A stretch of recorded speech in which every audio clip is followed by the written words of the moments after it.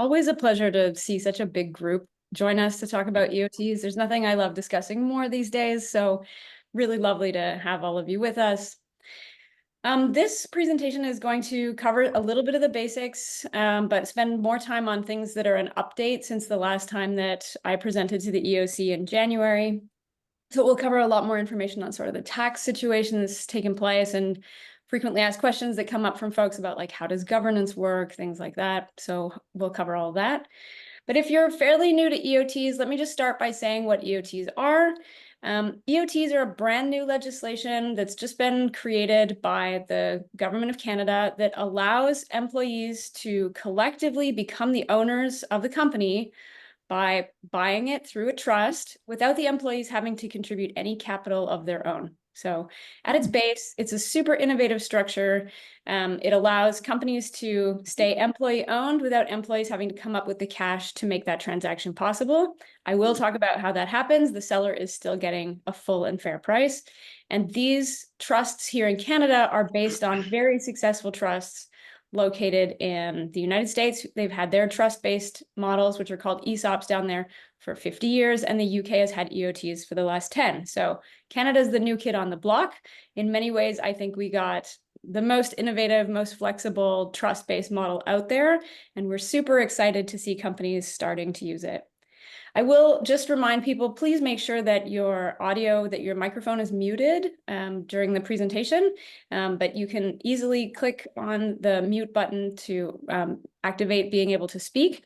And we are going to hold time at the end to take questions. So yes, it is possible if you want to jump in with a question, you can. You may find that your questions get answered, so it might be easier just to hold on until we get through the slides. All right, let's get into it. The first thing is this is just a disclaimer page. Yes, we're going to be talking about taxes and tax information and how the taxation structure works. Please don't take this as tax advice. You should, that's just the disclaimer, but it is important to say you still are going to want to work with a professional to look at restructuring your business. Okay, so let's just talk about this briefly. There are lots of ways, as the EOC promotes, lots of ways for there to be employee ownership in a company. So what is it about EOTs? Like, why did we want EOTs as opposed to anything else? Well, there are really sort of four things that were driving our desire to see EOTs be put in place as new legislation. The first is it was really designed for succession planning. So this isn't really a startup tool. It's not a tool for fast growth or tech companies necessarily. It's often a very awkward fit there. This is really designed for like mature, stable, well-established businesses. They're having some success and it's time to sell the business. But the question is, who are you going to sell it to? Because that has a huge impact on the business and its future and the future of those employees. And so the EOT is designed as a succession plan. It's a way that you can sell the business to the employees and maintain the legacy of that business and protect your employees into the future. The second thing is it's really about local business. And so one of the things that happens when businesses sell is they often get moved or relocated, or even if the business stays where it is, the profits leave that community and go to whoever, wherever the buyer is, whether that's another larger Canadian company or whether that's located offshore, like in the US. So it keeps businesses local. It also keeps the wealth local. It is about full participation. So who becomes the owners of the company in an EOT? All eligible employees. So that means that whether you were like, super passionate about owning the company or not, you now have a stake in ownership, you now have a share in ownership. And so if you had been passionate, but you didn't have the capital available to do this before, then suddenly, ownership is unlocked for you. You don't have to have wealth in order to be able to participate. And that leads us to the fourth point. This really is a strategy for affordability for great people who know how to manage a business but wouldn't have the wealth to buy it, and to reduce inequality. So people who would be priced out because they don't have the capital to invest in a business that they work in now have the opportunity to do that. And instead of bringing cash to the table, they can bring effort and sweat equity. And so we're excited about it for all those reasons. Let's talk briefly about how these transactions work, because at the heart of this is really a clever transaction that allows all employees to become the owners. And so what I'm going to do here is talk about it at a very high level. We're not talking specifically about the Canadian model. We're talking about trust-based ownership models generally. And after that, we'll drill down a bit more into Canada. So really, there are 5 parties to a transaction. The first is the seller. And the seller is really important here because the seller or sellers own the shares. And ultimately, they're going to decide who is going to buy those shares. So they have the final choice to say who they want to sell it to. The buyer in this case is the trust itself. So the EOT is a trust structure that, unlike most Canadian trusts, doesn't have a 21-year limit on it for tax reasons. So this is a perpetual trust. So it is going to be the buyer. It's going to acquire the shares of the company, and it can hold them forever, indefinitely. And so the trust there is going to be the buyer. So that's the counterparty on the transaction, who is buying the shares. The corporation here is going to have a dual function. It's the thing that's being sold from the seller to the buyer, but it's also the economic engine that's going to create the cash to be able to pay for the transaction. If employees aren't bringing cash to the transaction, then where is the money coming from? It's coming from the future profits of the corporation. So the corporation has both roles here. It's both the underlying asset being sold. It's also the thing generating the cash to make the transaction possible. The fourth is the employees. And the employees before the transaction are the employees, and after the transaction are still just the employees, but they also then have benefits that flow to them from being an owner. So the trust is going to flow the benefits up to the employees. And the last and final person in this transaction is the financier. So that's the bank, usually, with a standard banking loan that you would have for any other kind of major investment or transaction. And the reason why that's important is because if the seller is going to get any cash on day one from this transaction, it's not coming from the employee's equity that they're putting in, because the employees aren't bringing cash. It's going to come from the bank. And so the financier is an important component in this, in making sure that the seller gets some cash on day one. And this is essentially what that transaction looks like. So here you've got the company that's owned by the seller, right? So before the transaction, seller or sellers own the company. After that, we have a sale of stock. So the stock is moving from the seller to the employee ownership trust. Now the company is going to be owned by the employee ownership trust. In this case, just to simplify it, we're assuming that we're selling all shares, but in fact, not all shares have to be sold. I'll cover that shortly. The benefits of this are going to flow to the employee owners. So I want to make a distinction here. The employees aren't owning the shares. They are receiving the benefits that flow from ownership of shares. And what are benefits attached to ownership of shares?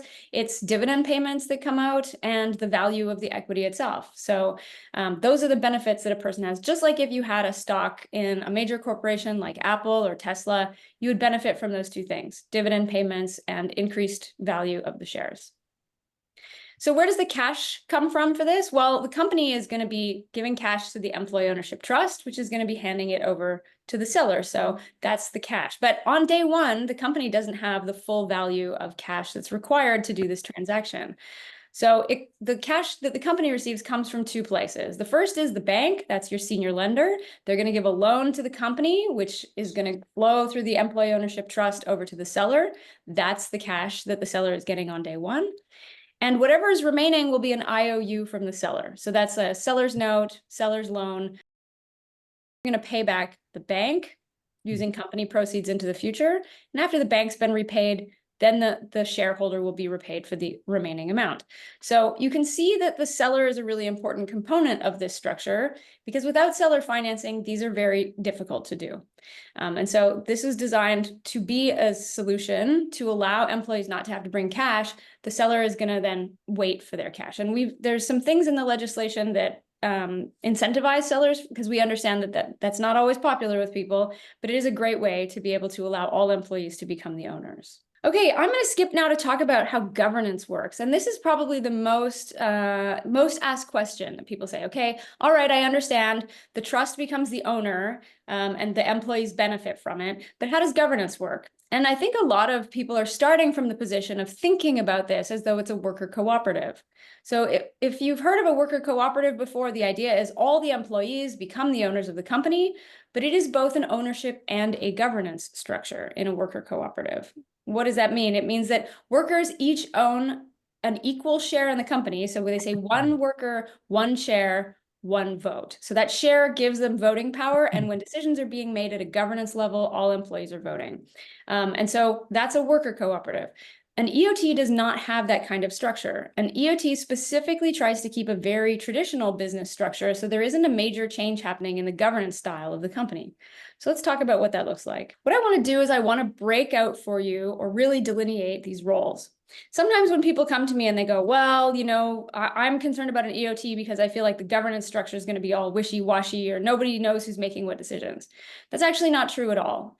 Governance in an EOT is actually going to be the formalization of your governance structure of a company. So always there are owners of shares, board members, and your senior management team who governs your employees. That's a traditional business structure. Now, a lot of times in these mid-market companies, the person who owns the shares also sits on the board, is the chair of the board, or sometimes is the only board member, and is also the CEO. So what they've done is they've bundled all of those functions into a single individual, which means there isn't always clarity happening between what is ownership rights, what is governance rights, and what is management rights. Just one person is doing all of it. Well, in fact, they are holding three roles. They've just bundled them into a single person. And so there's the murkiness is actually in operating in that way. But now we're going to say, let's formalize your structure, let's crystallize it, because each one of those levels is going to have, different individuals who have rights in those. So the first is who becomes the owner in an employee ownership trust. It's the trust. The trust becomes the owner. And so who gets to act as the shareholder is going to be trustees for that trust. So those trustees act as the shareholder and they have shareholder rights. What are shareholder rights? Shareholder rights very simply usually come down to electing and dismissing directors of the board. So it means they have the ability to put people on the board of directors or remove people from the board of directors if they feel like those board members are not doing a good job. They also have the ability to approve bylaws and any bylaw changes. So that is the rules that govern how the company runs, right? So that's where your employees have a voice and representation, is at the level of the trust, which is the ability to put people on the board, remove people from the board, approve bylaws and bylaw changes. Okay, so those are ownership level rights. One level down from that is your board of directors. And your board of directors sets the strategic direction for your company. So they articulate where the company is going, what the best strategy is to get there, and they give the orders to the management team and allow the management team to execute. So the board of directors doesn't actually have employees on it. And I'll get into that structure a little more deeply. The level below that is management. And management often doesn't really change here. It's the team that you had in place before the EOT is the same team as you have in place after the EOT. And they execute the strategic plan, oversee company outcomes, and they report to the board. So the board is functionally their bosses. And below that one level is the employees. And so the employees, before a transaction, they're employees and they go to work and do their job. After the transaction, they're employees and they go to work and they do their job. The only difference is that they are going to receive the benefits that come from the trust. So there's no voting happening for the employees, but they are receiving benefits from the trust. There are certain cases where there are pass-through votes, where the employees will have the ability to vote on a shareholder level decision. That's usually around whether the company is being amalgamated, being merged, or if a part of the company is going to be spun off that makes 25% of all jobs in the company redundant. So that's the only cases where you would have a pass-through vote. I call those the existential issues that the shareholder would be dealing with. So this is what a structure looks like. So you've got the employees working for the company here on the left, and you've got the company's board of directors. So the directors on the board can be fairly any composition really, but there are some maximums here. So once the seller has sold all their shares to the employee ownership trust, once they've sold shares into the EOT and the EOT has been created, there is a limitation on how many votes they can hold at the level of the board. So even if a seller were to sell 100% of their position, they could still sit on the board and have up to 40% of the voting rights. And some of this speaks to the continuity of an EOT. We're trying to hand it off internally to your employee team. Sellers are still waiting for their cash, so they have the ability to sit on the company board and to continue to help with the direction for as long as they have loans outstanding. Those other two directors I've put sort of three here, so sellers can have up to 40% of the vote. The other 60% of the vote is going to be held by independent directors. Those independent directors can be employees in your company, but they cannot be. They can be experts in the field. They can be professional directors that you hire. And usually those seats are, at least the seats related to the EOT's voting share, are chosen by the folks at the level of the trust. So in this new structure, you've got your company board, the seller is still sitting on the board. Who owns the shares? It's the trust. The trust owns the shares, the EOT, and they have their own board. It's not technically a board, it is a group, but they have a group of trustees. And the legislation indicates the following things. The sellers can hold a maximum of 40% of the votes at the level of the trusteeship. So that means that they can be sitting at the level of the trust and watching that oversight. But employees also have to have a minimum of 33% of the votes at the level of the trust. And so that is an employee representative, usually elected, but can also be appointed to the board of trustees. And the third one is typically an independent. It doesn't have to be, but we always encourage that at least in the beginning, you should have somebody who has a professional legal designation or trust designation sitting on the board of trustees to make sure that trustees understand what their obligations are and what they're not. So make sure they're not doing things that the board should be doing, and also make sure that they are meeting all of their obligations as trustees. And this structure was designed to recognize the fact that you need to balance the seller's interests while they have debt outstanding in the company and the employee's interests. And it's specifically written in the legislation that each one of these trustees gets a single vote. And so that's how decisions are made at the level of the trust on what happens, for their shareholder rights at the board level. And that both the employee and the seller's views need to be balanced here during the period where the seller has loans outstanding to the company. So here you can see this is like a very detailed view of what governance looks like, but it's actually very traditional. You have a company board. There isn't any employee representation at the level of the board unless you choose to put it there. And employees have their voice at the level of the trust. The sellers are no longer controlling either the board or the trust, but they're there. And they're there because that continuity is really important for the success of the business. And we try to always, tell people through this process when people are worried about control and decisions, and we go, look, this is the team you've been working with in the past. Yes, we need to formalize the structures. And the point is through all of this is we want an easy and smooth transition over time. We want the seller's voice to be there to help you if you're having difficulty with making decisions, and we want to make sure that the employees are represented. So that is what the governance structure of an EOT looks like. And I should say over time, the sellers end up leaving the board of trustees, they end up leaving the company board once the loans are paid out. And then you can actually have an employee trustee who knows what they're doing after a few years of practice, and a company board that's appointed by the trust. So very simple, very traditional structure with employee representation at the level of ownership. Yeah, so I think I've said most of these things, but it's good to drive it home again. The EOT is not requiring the following things in case there's any confusion about it. It doesn't require equal shareholding. So the shares are not being divided evenly between all employees, and it doesn't have individual voting rights. Employees are not receiving a share and voting on the share. That's a worker cooperative model. The EOT model doesn't look like that. And there are no employees on the board of directors. Now, we've worked with lots of companies who are interested in having employee voice included at the board of directors, either in a voting capacity or a non-voting capacity, or simply with the ability to raise issues to the board.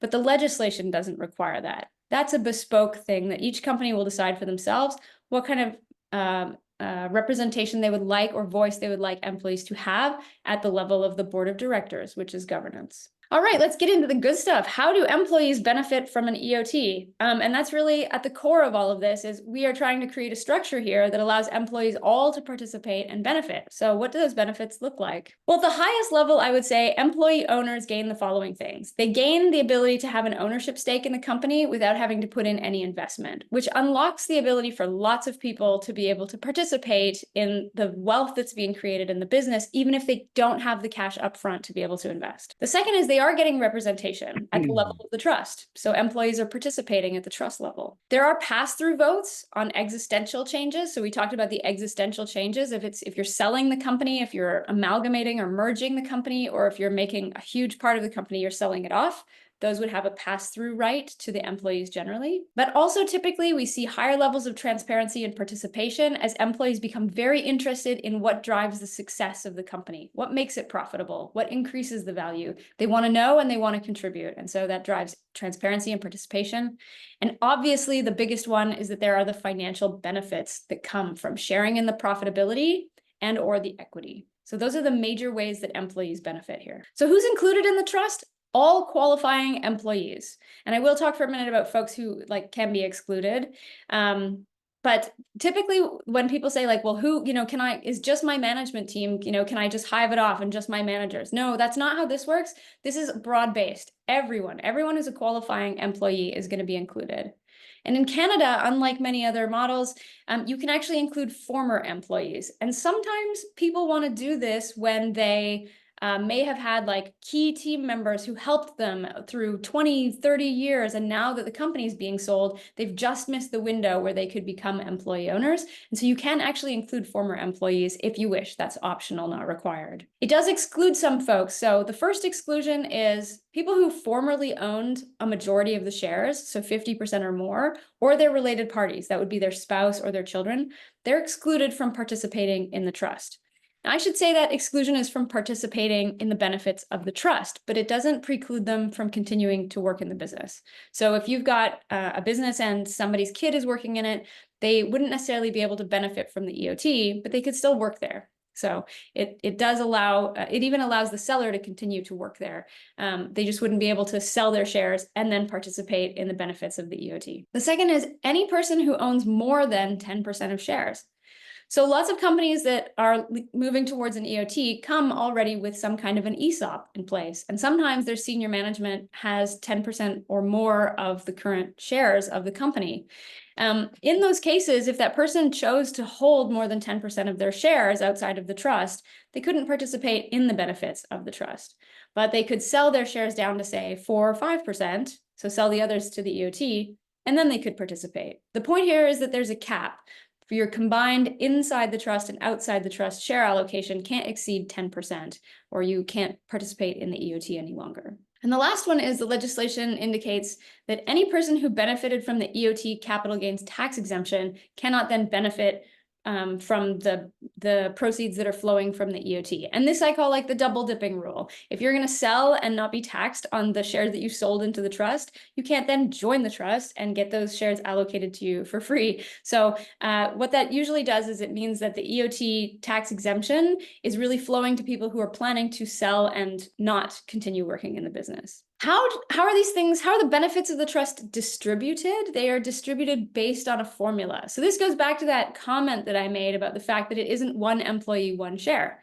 How are the benefits being distributed across your individuals? Well, there are 3 things that can be taken into account in the design of a formula. And I should say you can use 1 of these things, 2 of these things, 3 of these things, but you can't use anything outside of these 3 criteria, and you have to use at least 1 in designing your formula for how you distribute the benefits. And it's going to apply to all employees. So the things that you can use are total hours of employment service. And that's really a question of whether someone is working part-time, full-time. It's like how many hours they put in a year, right? Or in a week. The second is, and this is usually the major driver, total compensation. How you define compensation is a little bit up to you. You may include benefits or contributions to registered plans. You may not. But that one is really designed to capture the sense of folks who are earning higher incomes typically have higher levels of responsibility and are contributing more to the success of the company, right? And so that one is a driver to kind of match that. And the last one is total period of employment service. This is really tenure, how long somebody's been with the company. And so these 3 things together, whether you're part-time, full-time, what your compensation is, and how long you've been with the company, can be used to create a custom formula for saying, based on these criteria, how we prioritize these is how we're going to distribute the benefits of owning the company to the employees. And I should say there is a cap here of 2 times the maximum tax bracket, which in Canada right now is about $450,000. It will vary a little bit in the future as we go forward, as the income tax bracket changes. But that's basically to say, if you had a CEO that was earning $5 million and frontline workers that were earning $50,000, the CEO would still be in the EOT, but their salary for the purposes of calculating how they benefit from ownership benefits would get capped at $450,000, not at $5 million. And that's the government's attempt to say, we're not trying to drive home or make worse inequality within these EOT structures. We're trying to kind of bring a little more equality to balance. So how do employees benefit? Well, they're distributions of two kinds, I would say. The first is that you can distribute profit through these. And profit is really what? It's really the dividends. So if we go back to thinking about ownership rights again, like a stock in Apple, if you have a share in Apple, there are two ways that you can benefit. The first is that if they issue dividends, that cash will flow to you because you are a beneficiary of that stock. You own that stock. And the second is if the value of the stock goes up, then you also will benefit from that. And so same thing here when we're talking about what are the benefits, the distribution of profit in the form of dividends is one way that people can benefit from being an EOT beneficiary. And the second is a distribution of equity. But profit and equity don't both have to happen in the EOT. We're innovatively, we are the only trust structure right now between the US, Canada, and the UK that allows you to do either or. So you can do just profit distributions, or you could do just equity distributions, or you could do profit and equity distributions. So we really have a lot of flexibility here. The US is as equity distributions only, and the UK is profit distributions only inside of their trust structures. Canada, you can choose what's right for your company. But likewise, you also can have one set of formulas running for current employees and a second set of formula running for former employees. So for example, you maybe don't want you want to include former employees, but you want them to benefit at a lower rate than say employees who are generating that value right now. You can have different formulas for that. So functionally, that means that inside of your trust, you have the ability to customize this up to 4 formulas. You can have at the same time for current employees, 1 profit distribution and 1 equity distribution, and those can be different. At the same time, for former employees, you can have 1 profit distribution, 1 equity distribution. And sometimes people ask me, the question about why would I want a different formula for profit distribution than for equity distribution? But when you think about what kind of behaviors each of those things drive, they're quite different, right? So if somebody is being rewarded by profit, then what they're really going to be focused on is internal efficiencies, reducing costs, and getting as much of the revenue that they got to the bottom line, to profitability. So it's all about internal efficiencies and productivity and being able to save costs. That's a profit driver, right? And it drives that kind of behavior. But equity drivers don't really drive that same sort of short-term perspective. Equity drivers, in a large part, are going to be thinking about market share, position in the market, the ability to grow your company over time. It's longer term view and broader view. And so how you compensate people might be different. There might be more emphasis on tenure, say, with equity, because those are the folks that are going to be focused on the long-term benefit in the company. The point being that these are very customizable to be able to reinforce the kinds of goals that you're trying to put into your company. So what do we see when employees become owners in trust-based structures? Well, we have data from the US. They have about 50 years of history, and we've got great information there. We also have a little bit of information about the UK. Not as much, they're only 10 years in, but we are starting to see things. And what we see from the UK is that employee-owned businesses have a higher minimum annual wage. Now, the higher annual minimum wage is before the benefits of being an employee owner. So we're seeing that employees in these companies are getting higher wages even before they're getting their benefits of ownership. And in the US, we see, really significant differences. We see that employees in ESOP in the United States is a trust-based structure, not like an ESOP in Canada. So the US trust-based structures have a 33% higher median income. Again, this is before they're receiving any benefits of ownership. There's a 92% higher household net wealth. That is including the benefits of being an owner. So you're almost doubling people's retirement wealth here. Their household net wealth is almost doubled because of the equity that they have in the companies that they work in. And we see they're 4 times more likely to access benefits like retirement plans, parental leave, and tuition. So what's going on here? Like, some of this is related to the wealth that you're getting from the company, but a lot of this is happening pre-wealth. Well, part of it is connected to what's happening to the company, which I just want to touch on briefly here. This whole section is focused on how employees benefit, and that's a huge part. And I would say in the United States and in the UK, they designed these with a focus on the employees and the sellers respectively, but nobody was really like, we're going to design these so that companies do really well. And yet that is the consequence of what happens both in the UK and the US. So look at this. In the UK, we see higher levels of productivity, higher levels of adding staff. So that's a metric for growth, 25% more likely to see your profit growing. And in the US, we see even more dramatic increases, and they've obviously been doing it longer down in the US. We see 50%, companies are 50% more likely to see profit growth, 3 to 4 times more likely to retain their staff, less likely to make pay cuts, and half as likely to close or go bankrupt than their non-employee owned peers in the same industries. So what we see is that these companies start to overperform. They outperform their peers, and the differentiator is employee ownership. And this is what's really interesting, is there's this virtuous cycle that starts to take place.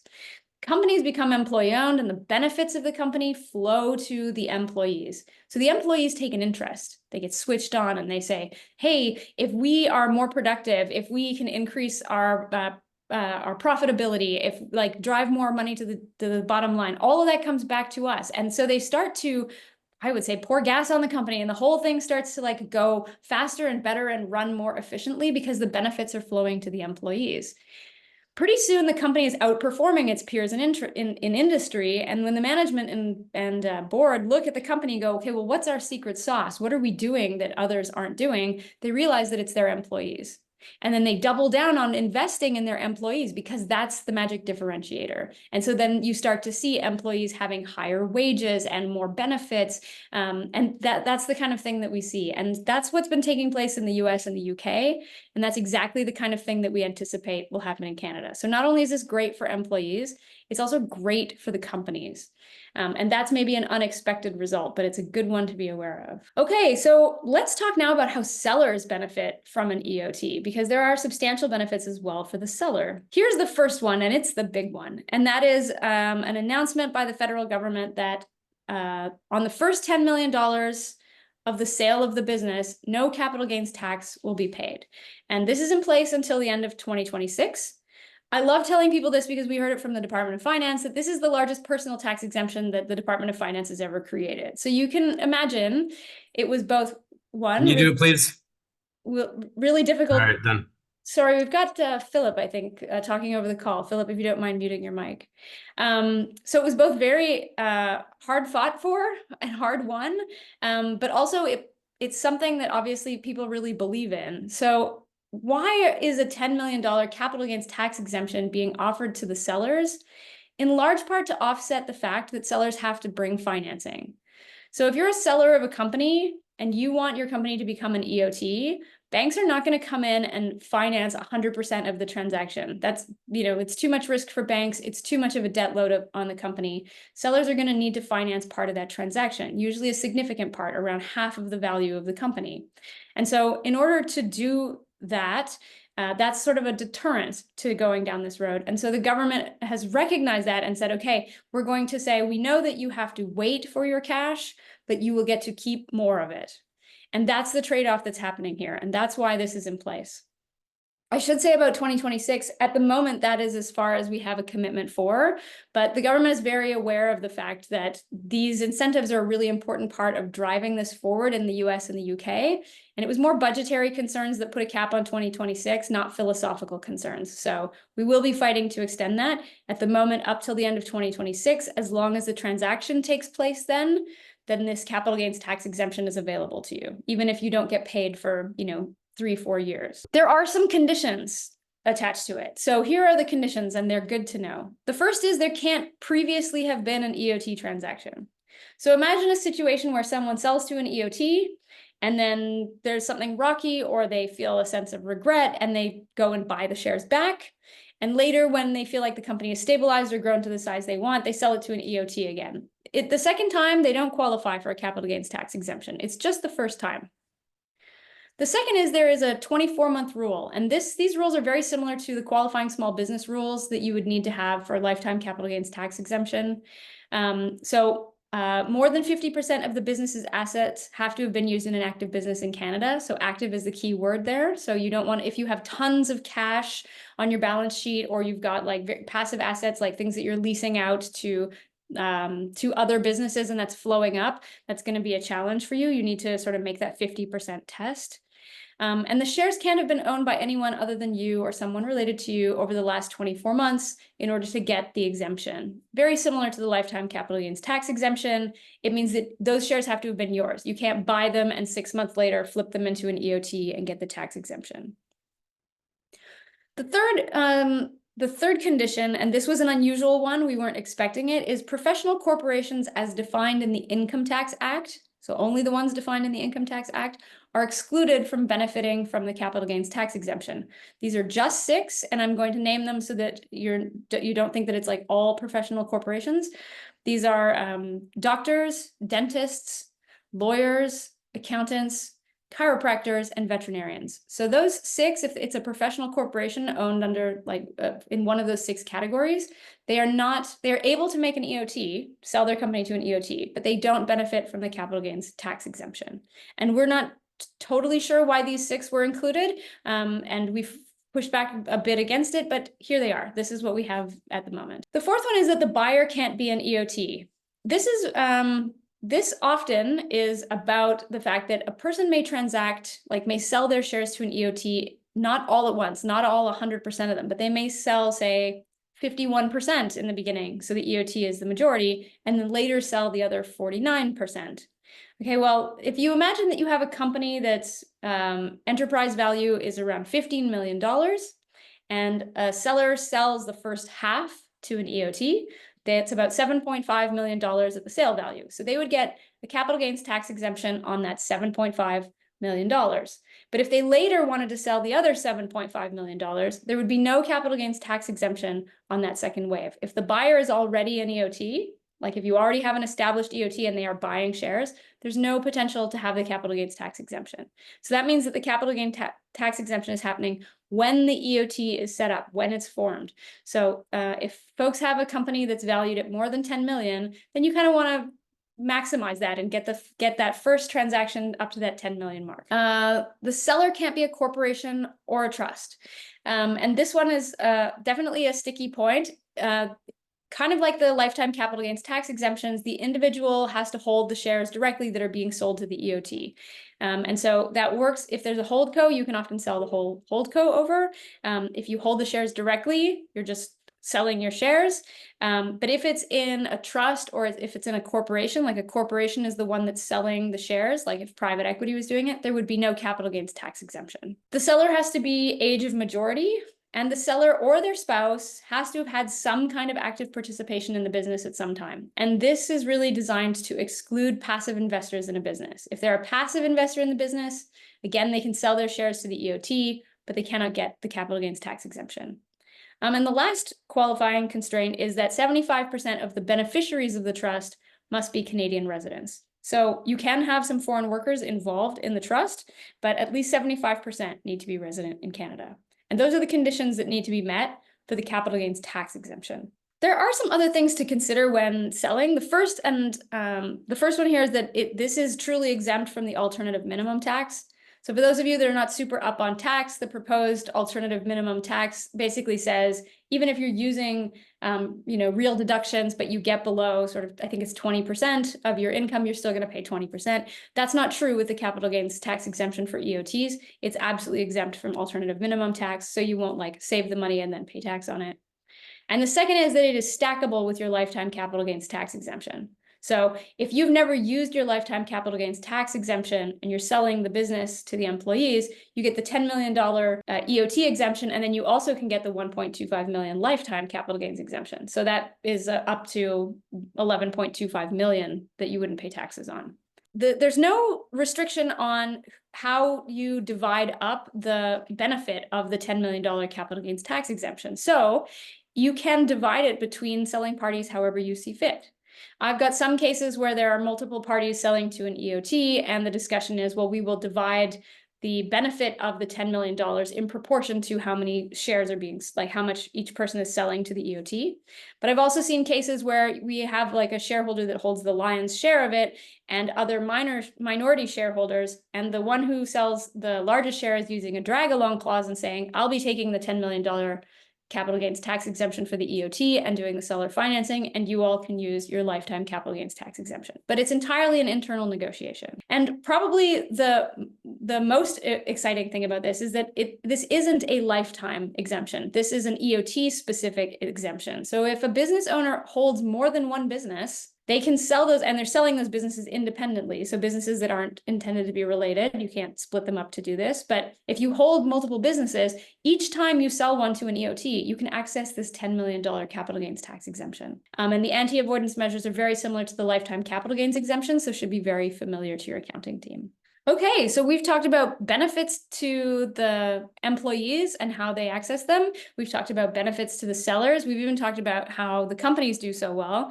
But what makes a really good EOT company? Like, what is a well-suited EOT company? Well, really, we sort of say this is kind of the ideal ballpark. So we're looking for 25 employees and up. We're looking for 2 million EBITDA thereabouts or over. This isn't really designed to be a small business structure. So if you have like 8 or 10 employees, you know, first of all, you're going to formalize your governance structure. And so that you're going to professionalize it. You're going to have trustees. For a very small company, this maybe becomes a bit weighty. Once you have 25 employees or up, then all of this sort of fits together better. It's meant to be for a mid-sized company transaction. But within this category, there are a few things. The first is this is really designed, as I said, as a succession plan. So you're looking for owners who are seeking to sell their company.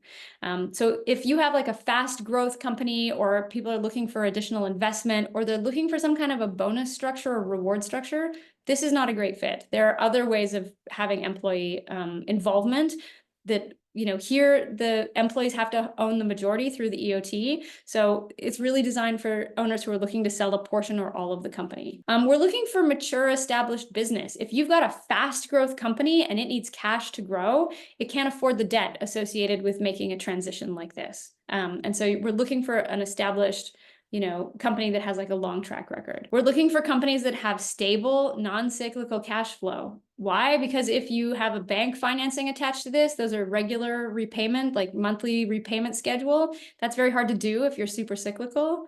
You may be able to do 100% seller financing if you have a highly cyclical company, but it's rare. You need to have a profit margin that is able to handle these high amounts of leverage. You're going to go out and get debt. You've got to have a strong profit margin to do that. And last, but certainly not least, you need to have a strong management team, because if the CEO or the leadership is planning to leave the company, there isn't somebody else coming in to take it over. So it's your management team. So you need to assess whether your team has the ability to do that. And if they don't, you need to find somebody to put in place, like to hire a CEO to govern them, or you need to bring their skills up to be able to do an EOT. I would say overwhelmingly, people who choose to do these trust-based models have something in common. And by this, I'm talking about really the sellers. It's sellers who have a really deep sense of commitment to the company they've built and the people they work with. And we talk about legacy and loyalty being the two primary driving factors of people who choose to do an EOT.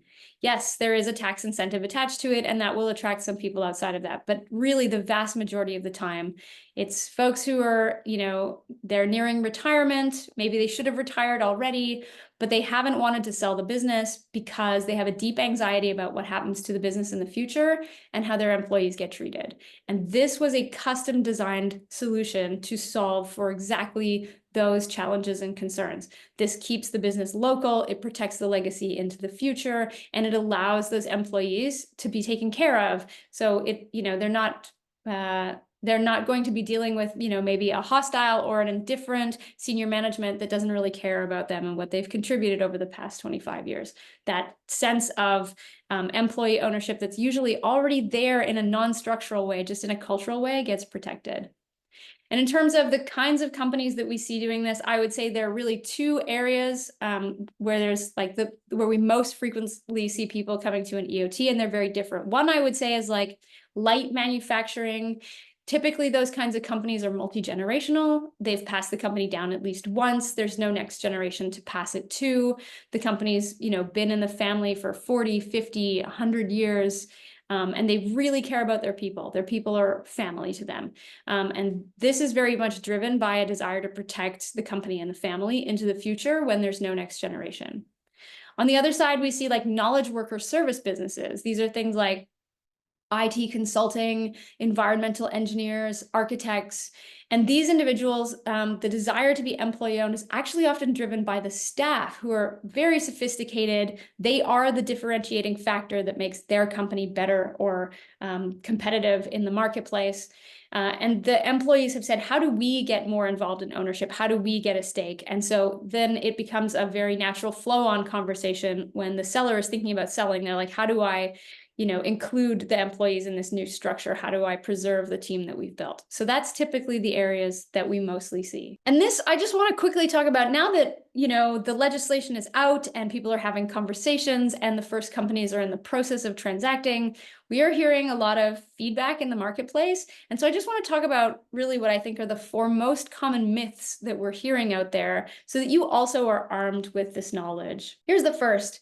We hear that the legislation hasn't passed yet. That's not true at all. The EOT legislation was drafted in Bill C-59, and the tax exemption was fully drafted in B-69, and they both were passed with royal assent on June 20th, but retroactive to the 1st of January. So the legislation is in place and it's working. 2, the governance structure is too complex. Hopefully you saw from that, this is a traditional business structure. You've got a board of directors like you've always had, and you've got a group of trustees who will act as like casting shareholder votes. So very simple, very traditional governance structure that still has employee voice included at the level of ownership. Myth number 3 is that banks won't lend for an EOT. That's also not true. The banks are already lending in this space for EOT transactions, most notably BMO, but we've also seen Roynat from Scotiabank get heavily involved here.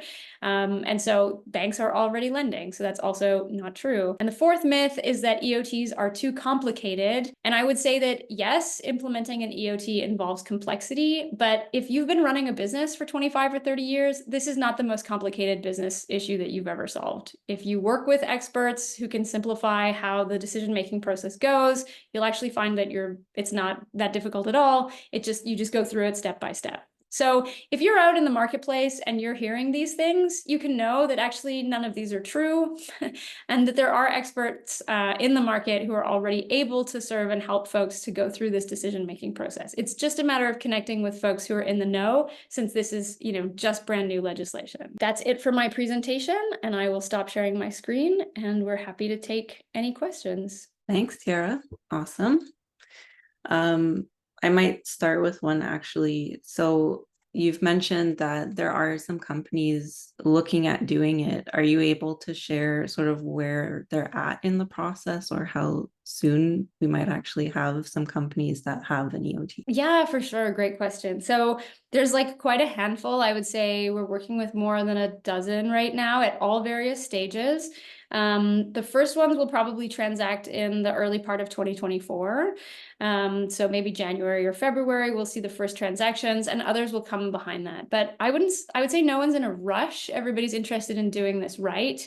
So yeah, it's a really exciting time. I think that a dam is going to break when the first few transactions complete, and people will have a higher comfort with it. I see a comment in the chat here. Can you explain what happens when an employee in the trust leaves the company? Yeah, I can. Distribution component. For sure. So it depends on what kind of benefits you've got for that employee. If you have a profit sharing only, then employees just benefit from dividends in years that they're employed with the company. So if they leave, then they're no longer receiving any dividends. If you have an equity sharing component, then the employee will have been receiving or earning some equity through the period that they've been working up to a vesting period. So it could be 5, 6, 7 years they've been earning some equity, and they hold that equity through until it's time to leave, or the value of that equity. And at the time of leaving, they would get a cash payment in lieu of the value that had accumulated to them in equity. If that cash payment is substantial, or depending on how you write your trust document, that can be paid out not all at once in a lump sum, but over a period of years. So that's essentially how it works. This is more of a tax question, so I won't hold you to answering it, but I'm curious, because of that explanation you just gave, what are the tax implications for the employer? Do we not maybe know that yet? Is it income they're receiving, or? It's a good question. I would say we don't know that yet. And the reason why is because, and I think it may be possible to design the trust in more than one way.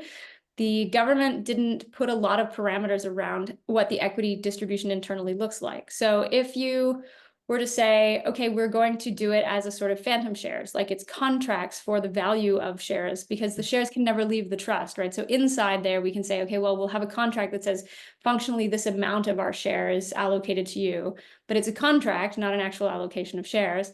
Then it would be a cash payment that would be treated probably more like income, like the way phantom shares are.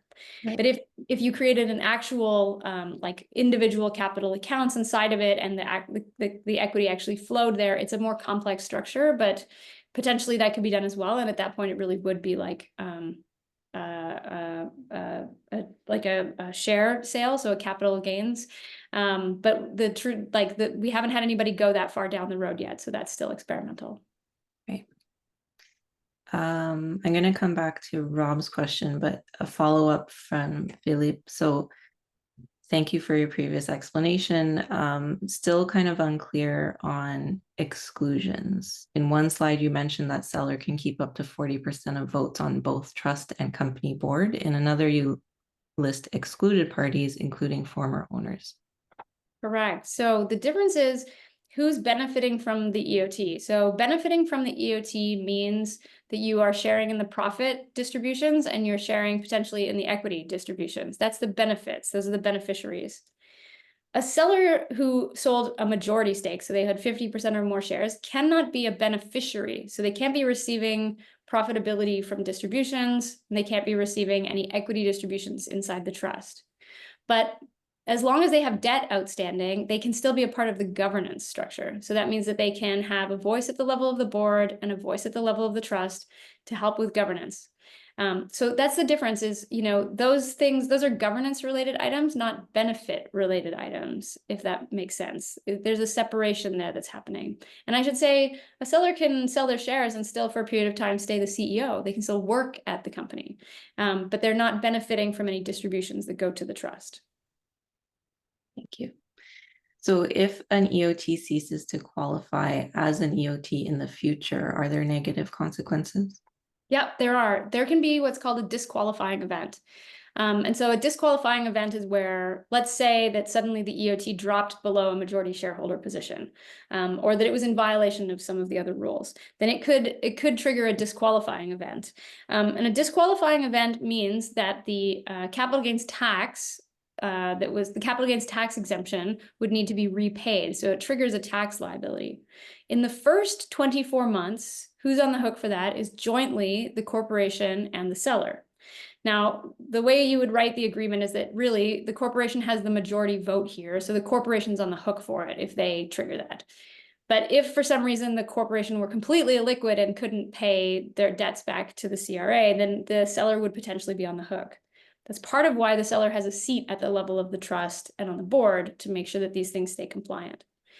After the 24 months, the corporation's still on the hook, but the seller's completely off the hook. So if the corporation were to make a decision to stop being an EOT or were to put the EOT into default, then it would trigger the corporation having to repay the tax amount that had been a tax break to the seller. Thank you. I'm just going to take one more question and then we'll use the last minute to kind of close off. Are you able to share any thoughts around the cost to implement an EOT? Yeah, I would say that the cost to implement an EOT is going to be very similar to the cost to selling to a third party. So if you're a mid-sized company, you would normally work with an advisor, you would have your legal advisor, you would have your M&A advisory team, and where it would be maybe heavier on sales and negotiations with third parties, this will be a little higher, it'll be lower on sales and negotiation because obviously the trust is more of a sort of internal party, but it'll be higher on design. You're going to spend more time thinking about how to do this well, how to reinforce the best parts of your company, but the costs will come out very similar. I would say probably they'll be just a little lower through an EOT, but you shouldn't expect it to be materially lower. It'll be similar.